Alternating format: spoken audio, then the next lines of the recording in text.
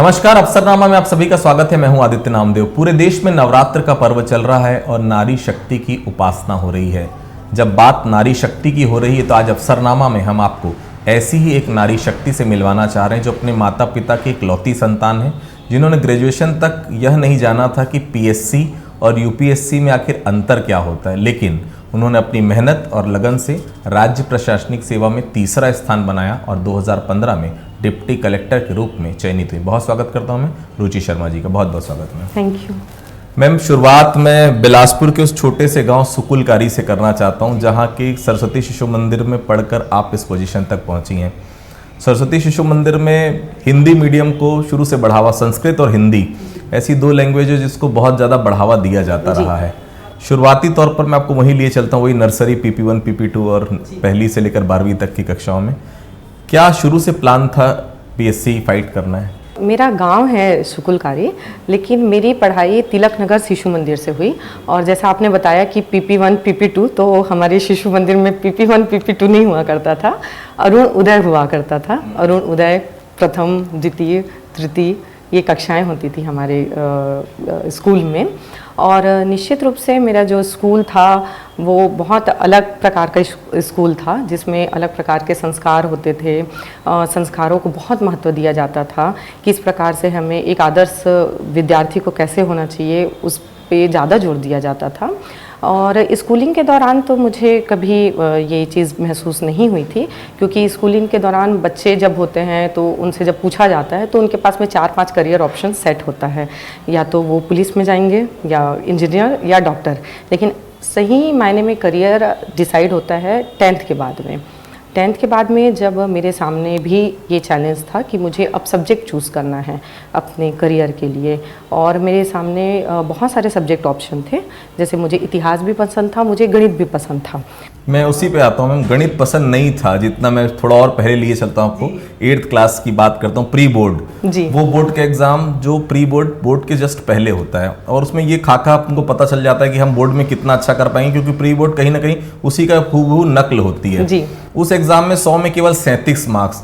किस आधार पर? उस समय तो ऐसा लगता ही नहीं था कि मैथ्स हम बहुत अच्छा कर पाएंगे। फिर मैथ्स लेने का क्या कारण? जी, ये आपने बिल्कुल सही बोला कि 8th तक मैं वैसी स्टूडेंट नहीं थी जिसका पढ़ाई लिखाई में बहुत ज़्यादा ध्यान होता था। खेल कूद मुझे बहुत पसंद था और मुझे सारे सब्जेक्ट्स पसंद थे सिवाय गणित के, क्योंकि मुझे गणित समझ में नहीं आता था, बोल सकते हैं अगर सामान्य भाषा में। तो जब मेरे हाफ ईयरली एग्ज़ाम हुआ तब मुझे बहुत अच्छे से याद है, मुझे 48 नंबर मिले थे 100 में। और जब हमारा विशेष जांच परीक्षा हमारे स्कूल में होता था, प्री बोर्ड जिसे बोलते हैं, वो आपका 8वीं, हमारा चूँकि मेन 8वीं बोर्ड एग्ज़ाम होता था तो उसके 15 दिन पहले हुआ करता था, तो उसमें मुझे 37 नंबर मिले और मुझे लगा कि मैं फ़ेल होने वाली हूँ। तो उस समय मैं घर में आके बहुत उदास भी हुई, रोई। तब हमारे आचार्य जी थे, श्रीवास आचार्य जी, तो उन्होंने बोला कि मैं तुमको पढ़ाऊँगा और तुम बिल्कुल डरो मत, मेहनत करो और तुम्हारे साथ मैं भी मेहनत करूँगा। और आप यकीन नहीं मानेंगे कि उन्होंने वास्तव में एक गुरु शिष्य जो परंपरा होती है, जो हम पुस्तकों में पढ़ते हैं, मैंने देखा वहाँ पे जितनी मेहनत मैं कर रही थी उससे दोगुनी मेहनत आचार्य जी कर रहे थे मुझे उस डर से बाहर निकालने के लिए। उन्होंने 15 दिन मुझे पढ़ाया और मुझे बहुत अच्छे से याद है, पहला एग्ज़ाम हमारा हिंदी का था, दूसरी परीक्षा हमारी इंग्लिश की थी। जैसे मैं परीक्षा दे के आती थी, आचार्य जी फिर पढ़ाते थे, और तीसरा परीक्षा मेरा गणित का था। मुझे उम्मीद बस ये थी कि मैं बस पास हो जाऊँ, मुझे उससे ज़्यादा कोई उम्मीद नहीं थी। और मुझे इतना था अपने ऊपर भरोसा कि मैं बाकी सब्जेक्ट में अच्छे स्कोर कर लूँगी तो मुझे अच्छा खासा % मिल जाएगा और गणित में मैं निकल जाऊँ। पर आप यकीन नहीं मानेंगे कि उसमें मुझे लेकिन ये आचार्य जी का कॉन्फिडेंस था कि उनको पता था कि मैं 90 से ऊपर स्कोर कर रही हूँ। और जब रिज़ल्ट आया तो मुझे 98 नंबर मिले। उस दिन मेरी खुशी का ठिकाना नहीं था। उस दिन मुझे आचार्य जी की आंखों में वो चीज़ दिखी कि हाँ, हम ठान लेते हैं अगर, तो हम कोई भी मुसीबत, कोई भी मुश्किल, कोई भी लक्ष्य हमारे लिए छोटा नहीं होता, हम आगे बढ़ते हैं। और यही कारण था कि मुझे 10वीं के बाद जब सब्जेक्ट चूज़ करने का समय आया तो गणित भी एक मेरा प्रिय सब्जेक्ट रहा। वो रुचि जो गणित से बहुत डरती थी, ये एक टर्निंग पॉइंट था उस मैथ्स को प्यार करने का, 11th में मैथ्स लेने का? यस, बिल्कुल, मैं इस चीज़ को बिल्कुल बोलना चाहूँगी। और नॉट ओनली मैथ्स के लिए था ये, बल्कि मेरी पढ़ाई के लिए टर्निंग पॉइंट था, क्योंकि उसके पहले मैं पढ़ाई को उतना सीरियस नहीं लेती थी। और जब ये सब चीज़ें हुई उसके बाद मुझे पढ़ाई के प्रति रुचि आई। मुझे पढ़ाई, और उसके बाद मुझे पढ़ाई एक्चुअली में पढ़ाई जैसी नहीं लगती थी। मुझे लगता था कि मुझे ज्ञान अर्जन करना है, मुझे ज़्यादा से ज़्यादा नॉलेज गेन करना है, जिससे मैं अपने नॉलेज को इन्हेंस कर सकूं। और मैं हमेशा अपनी पढ़ाई को उसी तौर पे देखी। शायद इसीलिए मुझे कभी पढ़ाई बोझिल नहीं लगी, कभी हेक्टिक नहीं लगी, और मुझे हमेशा बहुत मज़ा आता था जब भी मैं पढ़ाई करती थी। You are the only child of your parent ma'am, इकलौती बच्ची हैं आप। क्या कभी मन में लगा भाई एक होना चाहिए, परिवार वालों को कभी लगा कि बेटा भी एक, क्योंकि हम उस समाज से आते हैं क्योंकि आज भी घर में एक बेटा होना चाहिए ऐसा ज़रूरी मानते हैं। क्या उस समय ऐसा कुछ लगा था, कभी परवरिश में ये लगा कि बेटा बेटी कुछ फ़र्क इस टाइप का? क्योंकि छत्तीसगढ़ में आज भी ग्रामीण इलाकों में, ग्रामीण अंचलों में बहुत देखा जाती है सब चीज़ें। बेटा और बेटी में अगर मैं बात करूं, अगर मैं अपने पेरेंट्स की बात करूं, तो उन्होंने कभी मुझे ये महसूस होने ही नहीं दिया। सीरियसली ये चीज़ मुझे बाहर ये आदमी जब बताते थे तब मुझे महसूस होता था, बाकी उन्होंने मुझे कभी महसूस नहीं होने दिया ये चीज़। जैसे परवरिश संतान की जैसे होनी चाहिए, उन्होंने पूरा अपना 100% दिया। उन्होंने वो सारी चीज़ें दी। मेरे पापा हमेशा ये चीज़ बोलते थे, इवन आज भी ये चीज़ बोलते हैं कि तुम अपने पैरों पर खड़ी रहो, फाइनेंशियली अपने पैरों पे खड़ी रहो, और अगर तुमको कहीं पे ज़रूरत पड़ती है तो लड़ाई के लिए भी अपने पैरों पे खड़ी रहो, जिम्मेदारियों के लिए भी अपने पैरों पे खड़ी रहो। हम तुमको उस काबिल बनाना चाहते हैं। तो मुझे कभी ये महसूस नहीं हुआ कि उन्होंने कोई भी मेरी परवरिश में कमी की। और रही बात मेरी, तो हाँ, मुझे एक बार ज़रूर ये चीज़ महसूस हुआ, क्योंकि मुझे ध्यान है जब हम खेल रहे थे, मेरी एक फ्रेंड थी, तो उसका भाई था। तो मैं उसको, अब बचपन में हमको उतना ज़्यादा पता नहीं होता है, तो मैं उसके भाई को अपना भाई मानती थी। और एक दिन हमारी लड़ाई हो गई, तो वो गुस्से में मुझे बोल दी कि मेरा भाई है, तुम मत खेलना। तब मुझे उस समय थोड़ा सा महसूस हुआ था कि यस, भाई होना चाहिए। लेकिन वो फर्स्ट डे था और लास्ट डे था, उसके बाद मुझे कभी महसूस नहीं हुआ। मुझे फिर बहुत अच्छे दोस्त मिले, बहुत अच्छे मेरे जो बाकी कज़न्स हैं वो भी बहुत अच्छे मिले, और मैं हमेशा आगे बढ़ते गई और मुझे सभी से बहुत प्यार मिला। रुचि जी, ग्रेजुएशन तक जिस रुचि को ये नहीं पता था कि पीएससी और यूपीएससी में डिफरेंस क्या होता है, एक राज्य प्रशासनिक सेवा, दूसरी भारतीय प्रशासनिक सेवा, तो क्या उस समय तक वाकई में जानकारी नहीं थी कि केवल एक ही ध्येय था शुरू से कि पीएससी फाइट करना है, या नॉलेज हमने लेना नहीं चाहिए, या बहुत कुछ सोचा नहीं था फ्यूचर के बारे में? जी बिल्कुल, आप ये बोल सकते हैं। लेकिन मेरा जो फैमिली बैकग्राउंड है, जिस बैकग्राउंड से मैं आती हूँ, मोस्टली उसमें इंजीनियर्स हैं, डॉक्टर्स हैं, चार्टर अकाउंटेंट हैं, और इस फील्ड से हैं। बहुत कम है जो गवर्नमेंट ऑफिसर्स हैं। तो उस समय मेरे सामने एक सबसे बड़ा चैलेंज था 10th के बाद में करियर का। मैंने उस समय पत्रिकाओं के माध्यम से और जो भी उस टाइम पे सोर्सेस अवेलेबल थे उससे मैंने जानकारी लेने की कोशिश की, क्योंकि हमारे समय में उतना इंटरनेट नहीं था उस टाइम पे। तो उस समय मुझे बहुत अच्छे से याद है, एक पत्रिका आती थी, उसमें करियर के बारे में रहता था, ऑप्शंस के बारे में। तो उसमें ये भी एक ऑप्शन था, सिविल सर्विसेज। उन्होंने बस यही लिखा हुआ था, और मेरे दिमाग में भी बस वही था कि सिविल सर्विसेज होता है। मैं बहुत लोगों से जब इस बारे में चर्चाएं की, मैं जानी, तो मुझे इसके बारे में और जानकारी जब प्राप्त होती गई, मुझे अच्छा लगा, इसके एक्सपेक्ट अच्छे लगे। मुझे लगा कि जिस प्रकार का लाइफ में चाहती हूँ, जिस प्रकार का मैं गोल लेके जा रही हूँ, जिस प्रकार का मुझे इंटरेस्ट है, वो मुझे ये सर्विस देता है। तो मैंने उस समय डिसाइड किया कि मुझे सिविल सर्विसेज में जाना है। और उस आर्टिकल में एक आर्टिकल ये भी था कि सिविल सर्विसेज के लिए ग्रेजुएशन की पढ़ाई, बेसिक पढ़ाई होनी चाहिए, और मोस्टली इंजीनियर सेलेक्ट होते हैं। तो मेरा सब्जेक्ट चूँकि था, इतिहास भी था और गणित भी था, तो अब वहाँ से मेरे दिमाग में ये आया कि इंजीनियर सेलेक्ट होते मतलब हमें गणित लेना है। तो मैंने गणित लिया 11th-12th में। फिर मैंने इंजीनियरिंग की। इंजीनियरिंग के बाद मैं सिविल सेवा में आई। सिविल सेवा की तैयारी करने लगी मैं, और तैयारी के दौरान मुझे पता चला कि सिविल सेवा के 2 भाग हैं, एक राज्य प्रशासनिक सेवा है और एक यूपीएससी है, संघ लोक सेवा आयोग से होता है। तो उस दौरान मुझे ये चीज़ पता चली, और फिर मैंने उस समय डिसाइड किया कि पहले मैं राज्य प्रशासनिक सेवा का एग्ज़ाम पहले फाइट करूँगी, पहले इसमें मैं पोस्ट लूँगी, और उसके बाद फिर मैं यूपीएससी की तैयारी करूँगी। मैम, आज भी ग्रामीण परिवेश में देख लें, छत्तीसगढ़ के किसी भी गांव में देख लें, शहरों में देख लें, पढ़ाई को लेकर वो नहीं है जो होना चाहिए। वो ना जज्बा बच्चों में नज़र आता, ना तो पढ़ाई का वो इन्वायरमेंट नज़र आता। क्या तैयारी करते समय झिझक लगी थी कि मैं कर पाऊंगी, नहीं कर पाऊंगी? क्योंकि बहुत सारा हमारा जो ये कार्यक्रम है अफसरनामा, यूथ के बीच में बहुत पॉपुलर है। वो यूथ देखना चाहता है कि जो वो बनना चाहता है आगे, क्योंकि पीएससी सेलेक्ट होना चाहता है, वो यूपीएससी सेलेक्ट होना चाहता है। तो क्या किया था आपने जो आप बताना चाहें यूथ के लिए कि तैयारी वाकई में प्रॉपर कैसी करनी चाहिए? हिंदी मीडियम के स्टूडेंट क्योंकि बहुत घबराते हैं, इंग्लिश के सवाल आएंगे तो क्या होगा। सरस्वती शिशु मंदिर जहाँ आप पढ़ें, मैं जानता हूँ वहाँ हिंदी और संस्कृत को बढ़ावा दिया जाता है, इंग्लिश को बहुत इग्नोर उस समय किया जाता था। इसका नुकसान हुआ? नहीं, इसका कोई नुकसान नहीं हुआ, क्योंकि मैंने पीएससी जो एग्ज़ाम था वो भी मैंने हिंदी माध्यम में ही दिलाया, इसलिए उसका नुकसान नहीं हुआ। दूसरा ये है कि यूथ के लिए मुझे कई बार ये ऐसा लगता है, मैं अपने जब मुझे फ्रेंड सर्कल भी होते हैं या मुझसे कोई जब इस बारे में गाइडेंस लेता है, मैंने उनको भी हमेशा यही बोला है कि बहुत सारे दिमाग में डाउट्स होना अच्छी बात नहीं होती। आपका एक लक्ष्य निर्धारित होना चाहिए, आपको रास्ते पता होने चाहिए। वो रास्ते एक हो सकते हैं, 2 हो सकते हैं, 4 हो सकते हैं, 5 हो सकते हैं, पर आपको पता होना चाहिए कि कितने रास्ते हैं और आपको वो 5 रास्तों में से कौन सा रास्ता अपनाना है। क्लियर रास्ता आपको पता होना चाहिए और बस उस रास्ते में आप चल पड़िए। बहुत समय ये होता है कि स्टूडेंट्स होते हैं वो बहुत सारे डाउट्स लेके रखे होते हैं, आपको वो डाउट्स को इग्नोर करना चाहिए। मतलब basic doubt okay, basic doubt आप क्लियर करिए, अपने वरिष्ठ जो भी आपके अगर भाई बहन हैं उनसे आप बात करिए, अगर आपके गुरु हैं उनसे आप बात करिए, कोच जो हैं आपके उनसे बात करिए, लेकिन अपने डाउट को समय पे क्लियर करिए और अपने लक्ष्य के तरफ आगे बढ़िए। ज़्यादा शिकवे शिकायत करना, ज़्यादा चीज़ें सोचना अपने आप को आपको लक्ष्य से दूर कर देता है, तो वो चीज़ नहीं करना चाहिए।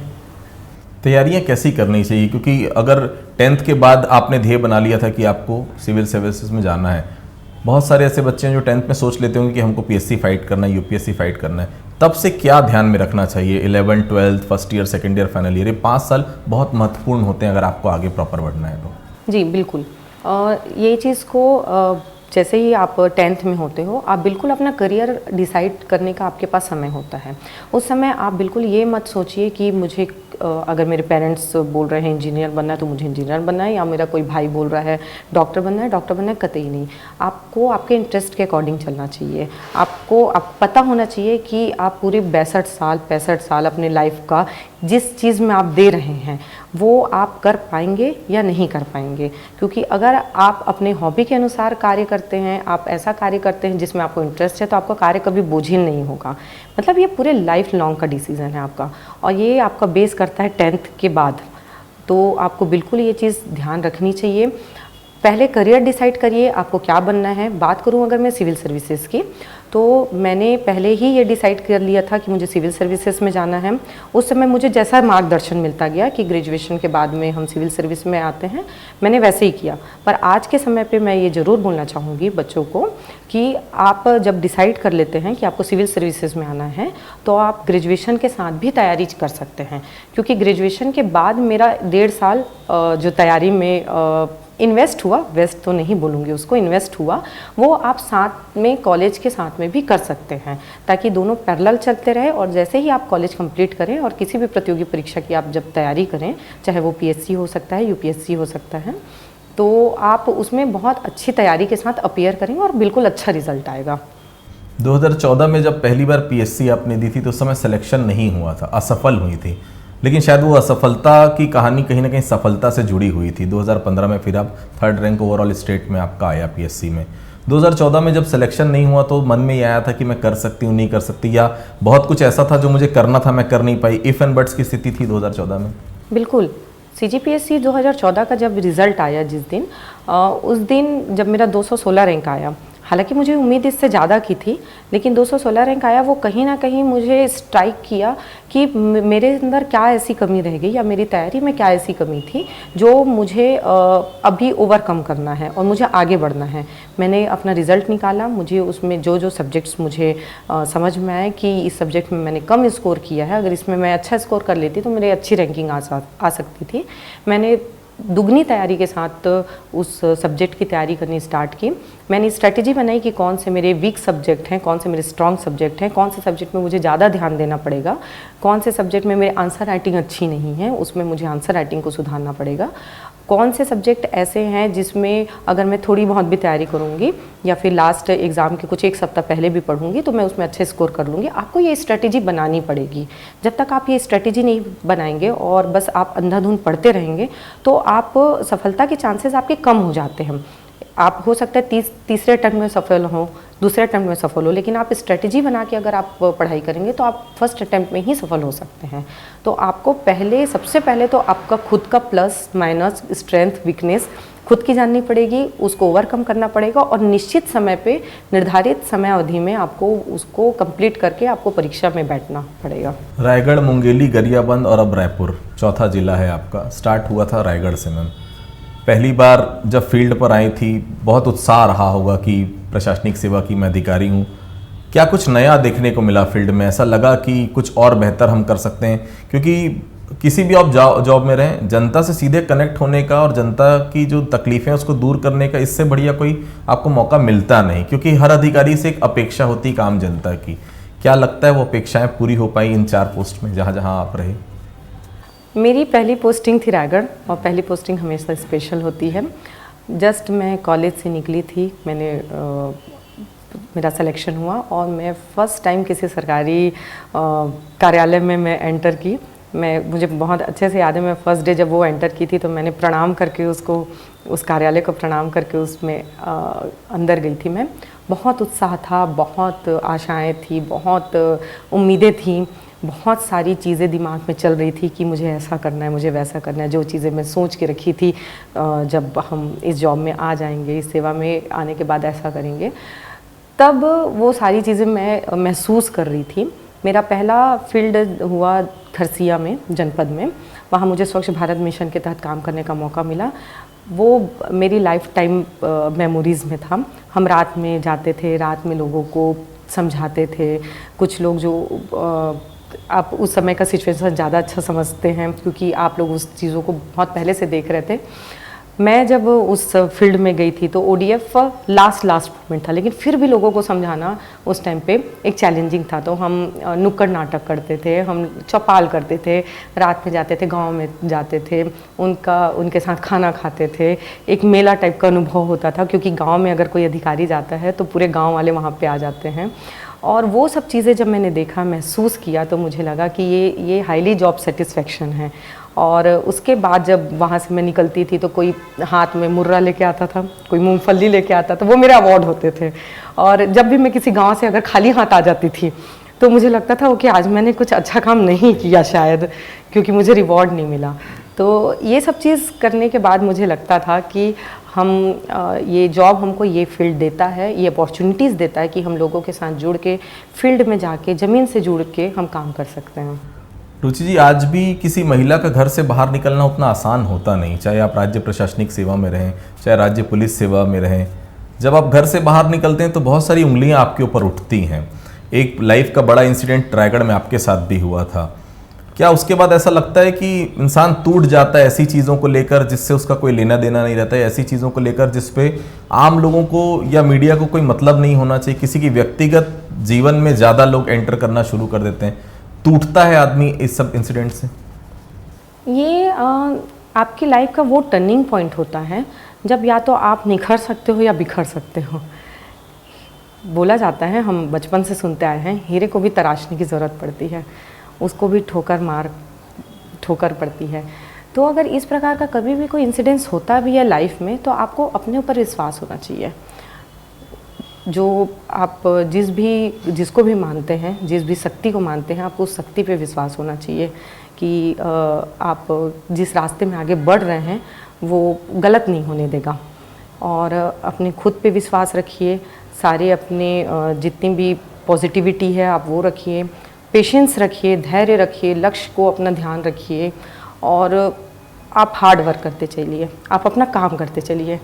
आपको बाकी चीज़ों से आपको मतलब नहीं होना चाहिए। आप जितना ज़्यादा दूसरों की चीज़ों में, दूसरों की बातों में मतलब रखेंगे वो आपको कहीं ना कहीं आपका लेग पुलिंग ही करेगा, आपको आपके लक्ष्य से दूर करेगा। तो आप उन चीज़ों को मुझे लगता है आपका समय बहुत कीमती होता है। आप अपना समय कहाँ वेस्ट कर रहे हो, कहाँ इन्वेस्ट कर रहे हो, वो आप पे डिपेंड करता है। तो अपना समय आपको इन्वेस्ट करना चाहिए, जिससे आपका खुद का व्यक्तित्व निखरे। आप खुद समाज में अगर आप कुछ देना चाहते हैं, कुछ कंट्रीब्यूट करना चाहते हैं, आप उसमें अपना समय इन्वेस्ट करिए। आपको ज़्यादा सोचने में या फिर ज़्यादा एनालिसिस करने में आपको, और वो बेकार की चीज़ों में आपको नहीं करना चाहिए।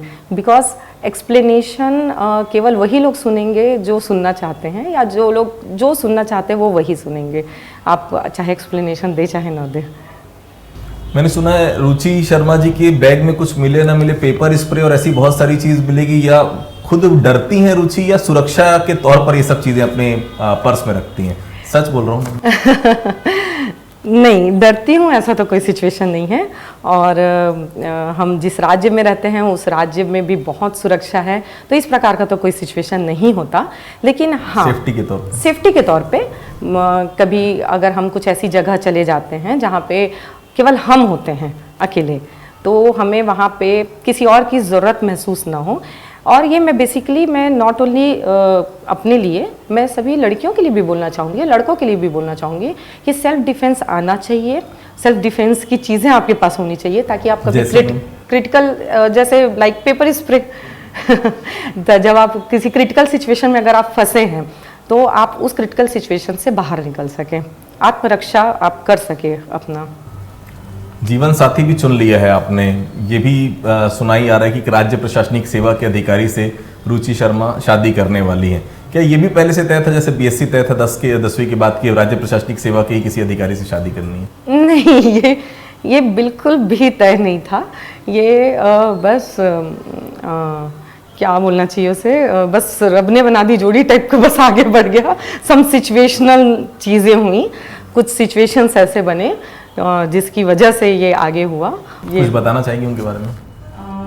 हाँ सर, अभी राज्य प्रशासनिक सेवा के भी अधिकारी हैं। मैं वापस शो पे आता हूँ कि बहुत सारा यूथ रहता है, वो आज की डेट में कंफ्यूज है बहुत ज़्यादा। मैं ये भी कर लूँ, मैं ये भी कर लूँ, ठीक है 2 साल नहीं हुआ पर 2 साल बाद मैं ये कर लेता हूँ, तीसरे साल में वो कर लेता हूँ। क्या एक डेडिकेशन होना चाहिए आपका, एक लाइन तय होनी चाहिए, या ऐसा नहीं होना चाहिए कि 5-7 साल 8 साल आप दे रहे हैं पीएससी की परीक्षा में, यूपीएससी की परीक्षा में 8-8 10-10 साल आप दे रहे हैं? नुकसान होता है, पहले 1-2 साल में आपको क्लियर सिचुएशन पता चल जाती है कि आप कर सकते हैं या नहीं कर सकते। बिल्कुल, अगर आप तैयारी कर रहे हैं तो आपकी स्ट्रेटेजी होनी ही चाहिए कि आपको कौन से सब्जेक्ट्स करने हैं, कितने टाइम लिमिट में करने हैं, आपका मंथली टारगेट क्या है, आपका ईयरली टारगेट क्या है। जब आप इस टारगेट के हिसाब से काम करते हैं तो आपको पता चल ही जाता है कि आप सही दिशा में जा रहे हो कि नहीं, आपको उस पढ़ाई में या फिर उस फील्ड में इंटरेस्ट आ रहा है कि नहीं। आपको वो सारी चीज़ें समझ में आने लग जाती हैं। कई बार सिचुएशंस ऐसे होते हैं कि आप फर्स्ट अटेम्प्ट में नहीं क्लियर कर पाते हैं, सेकेंड अटेम्प्ट में करते हैं। कई बार ऐसे होते हैं कुछ आप माइनर नंबर से चूक जाते हैं, थर्ड अटेम्प्ट में करते हैं। लेकिन हाँ, आपको ये स्थिति क्लियर हो जाती है कि मैं जब बेसिक से चूक रहा हूँ, तो अगर मैं ये कमियों को अपने पूरा कर लेता हूँ तो नेक्स्ट ईयर में बिल्कुल मैं सफल हो जाऊँगा।